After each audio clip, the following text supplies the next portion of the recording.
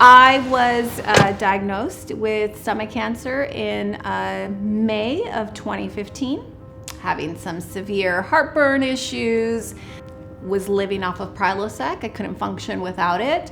I had had a really bad episode of all my symptoms, and my wife was just not happy, right? Not happy with my answer that I haven't taken Prilosec for a few days, so it's a flare-up of my heartburn. My episodes continued through the evening.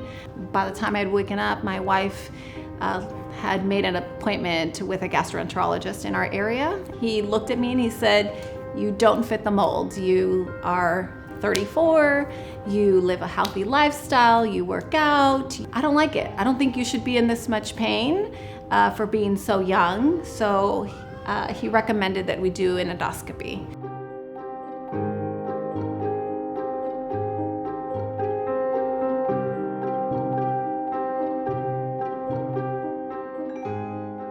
We had received a call and he was asking us to come in, and he sat us down and he said that my pathology report came back and it was positive for adenocarcinoma. So I had stomach cancer. To say that I was shocked is an understatement. I had a partial gastrectomy in June of 2015.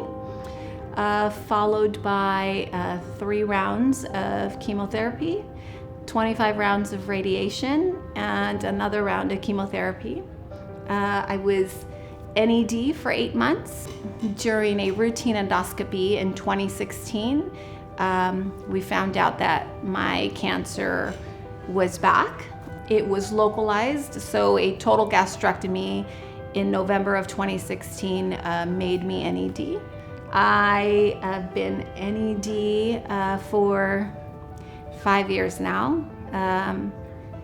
November of this year will be 6 years. I was diagnosed with breast cancer in August of 2020. I had a double mastectomy with reconstruction. We were hoping that my cancer was caught early and with the surgery that I would be cancer-free, but after my pathology test was reviewed, it was in fact invasive, so I had to go through 12 rounds of chemotherapy, 30 rounds of radiation. I was HER2 positive, so I did 1 year of targeted treatment. I do not have a genetic predisposition, so I'm not CDH1 positive, I don't have the BRCA gene. I don't know, a healthy person under 40 shouldn't go through cancer this many times. So for now, it's just a mystery. Just lucky, that's what I say, lucky. Physically, I'm doing well.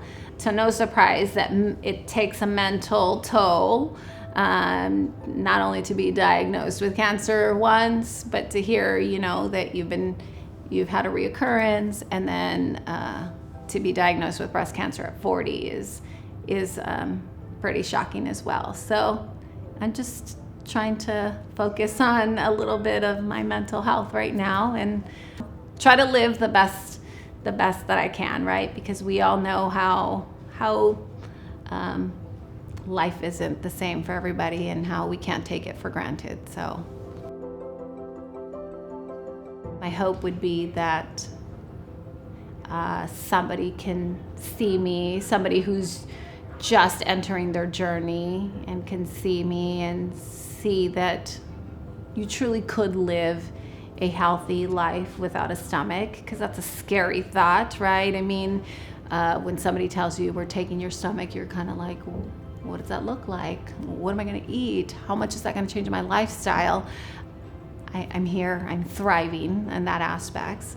I can hike, I can do, everything and anything that anybody else can do.